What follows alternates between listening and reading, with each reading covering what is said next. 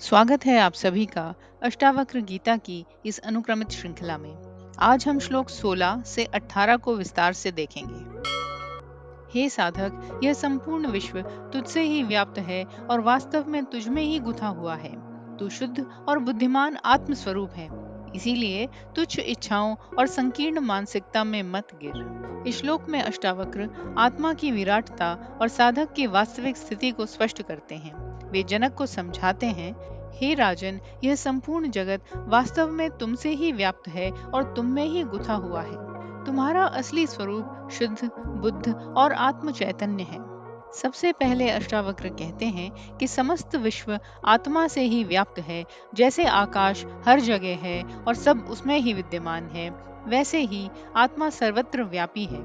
यह संसार आत्मा से अलग नहीं है। शरीर, मन, इंद्रियां, प्रकृति, ये सब आत्मा के भीतर ही घटित हो रहे हैं। साधारण दृष्टि से लगता है कि जगत बाहर है और आत्मा भीतर, लेकिन यथार्थ में आत्मा ही वह आधार है जिसमें सब कुछ हो रहा है। श्लोक में फिर आगे कहा गया है, यह जगत तुम्हारे भीतर माला के धागे की तरह गुथा हुआ है।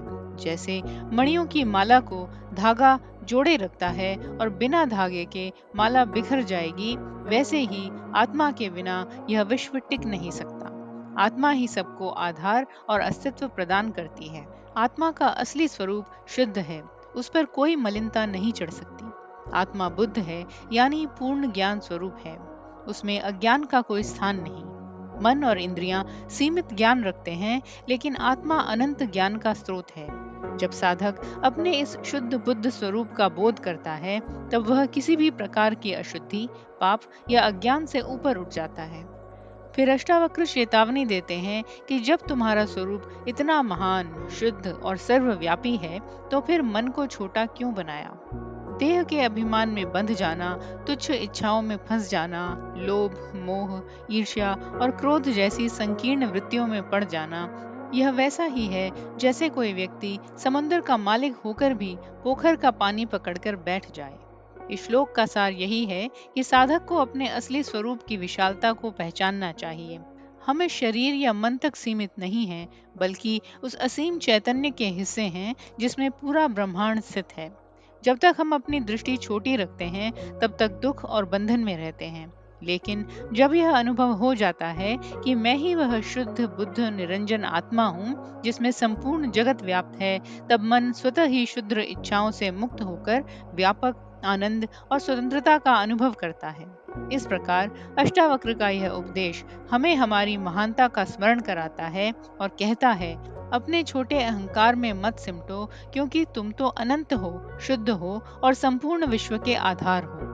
यही ज्ञान मुक्ति की ओर ले जाता है। अगले श्लोक में कहा गया है, हे साधक, तू अपेक्षा रहित, विकारों से मुक्त, आत्मनिर्भर, शीतल चित्त, गहन बुद्धि वाला और अचल हो। तुझमें केवल शुद्ध चैतन्य की ही आकांक्षा होनी चाहिए। इस श्लोक में अष्टावक्र आत्म साक्षात्कार के लिए साधक को कुछ स्पष्ट मार्गदर्शन देते हैं। वे जनक से कहते हैं, हे राजन, तू निरपेक्ष हो, निर्विकार हो, निर्भय हो, शीतल मन वाला हो, अगाध बुद्धि वाला हो और अडोल हो। केवल चैतन्य की वासना रखो। सबसे पहले आता है निरपेक्षता। इसका अर्थ है किसी भी वस्तु, व्यक्ति या परिस्थिति से अपेक्षा न रखना। अपेक्षा हमेशा दुख का कारण बनती है, क्योंकि अपेक्षा पूरी न हो तो दुख होता है और पूरी हो जाए तो भी अधिक की लालसा पैदा होती है। आत्मनिरपेक्ष हो। आत्मा निरपेक्ष है, उसे किसी से कुछ नहीं चाहिए। जब साधक निरपेक्ष बनता है, तभी भीतर की शांति स्थायी होती है। दूसरा गुण है निर्विकारता। विकार का अर्थ है क्रोध, लोभ, ईर्ष्या, वासना, मोह इत्यादि। ये सब मन के विकार हैं। आत्मा तो निर्विकार है, उस पर किसी भी विकार का प्रभाव नहीं पड़ता। साधक को चाहिए कि वह अपने को इन मानसिक विकारों से अलग पहचाने और आत्मा के शुद्ध स्वरूप में टिके रहे। तीसरा गुण है निर्भरता। यहाँ निर्भर का अर्थ है जो स्वयं पर ही स्थित हो, आत्मनिर्भर हो। आत्मा का अस्तित्व किसी बाहरी वस्तु पर टिका नहीं है। जैसे आकाश स्वयं में स्वतंत्र है, वैसे ही आत्मा भी। जब साधक आत्मा को पहचान लेता है, तब वह बाहरी सहारे या परिस्थितियों पर निर्भर नहीं रहता, बल्कि अपने ही आत्म स्वरूप में स्थिर रहता है। चौथा गुण है शीतलाशयता। इसका तात्पर्य है मन और हृदय की शांति, ठंडक और सौम्यता। शीतल हृदय वाला व्यक्ति न तो क्रोध में तपता है और न ही लोभ मोह में जलता है। उसमें करुणा, क्षमा और दया का भाव रहता है। यह अवस्था तभी आती है जब साधक अपने सच्चे स्वरूप को पहचान कर शांति में स्थित हो। पांचवा गुण है अगाध बुद्धि। आत्मा की बुद्धि अथाह और असीम है। सामान्य बुद्धि सीमित है, वह केवल अनुभव और शिक्षा पर आधारित होती है, लेकिन आत्मबोध होने पर बुद्धि गहरी और अगाध हो जाती है, जो सतही नहीं बल्कि मूल तक पहुंचने वाली होती है। छठा गुण है अक्षुब्धता। साधारण मनुष्य छोटी छोटी बातों में विचलित हो जाता है। सम्मान मिला तो प्रसन्न, अपमान मिला तो दुखी, लाभ हुआ तो हर्ष, हानि हुई तो शोक। लेकिन आत्मा सदा अक्षुब्ध है। साधक जब आत्मा में स्थित होता है तो किसी भी परिस्थिति में उसकी शांति नहीं डगमगाती।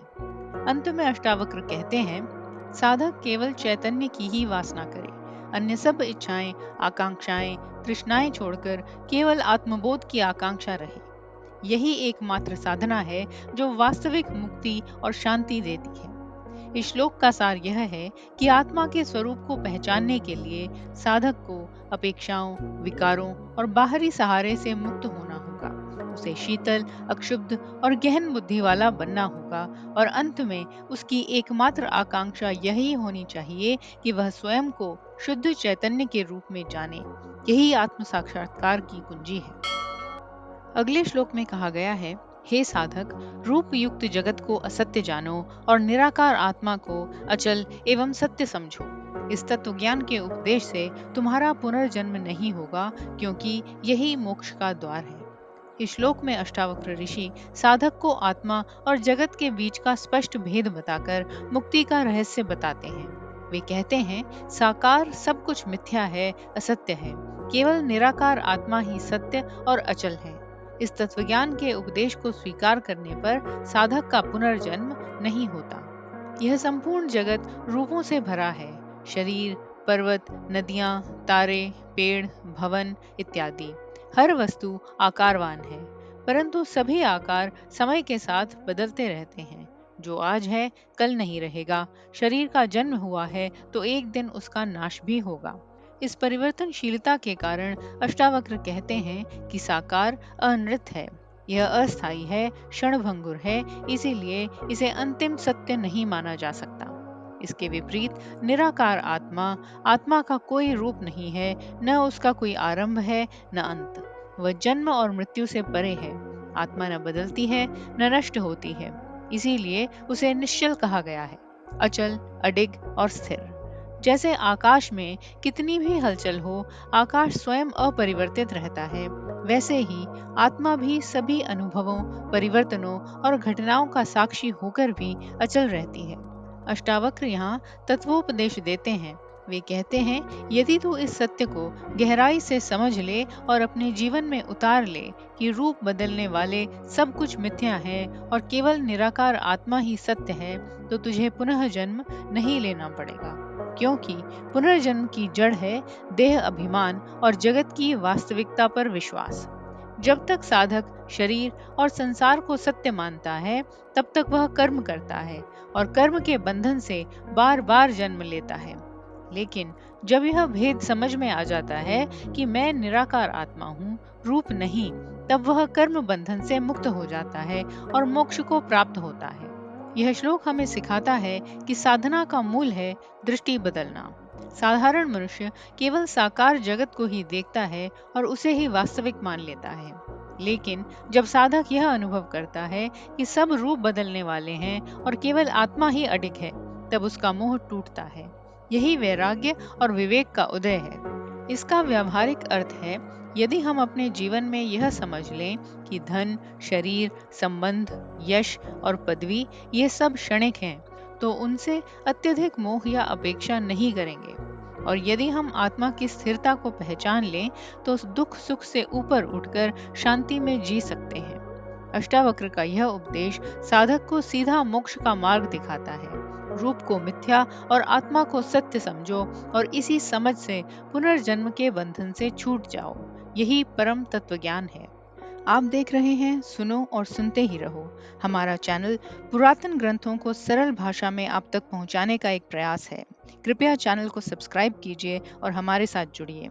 हम हिंदू धर्म ग्रंथों, साहित्य और इतिहास में से प्रेरणादायक कथाएं आपके लिए लाते रहते हैं।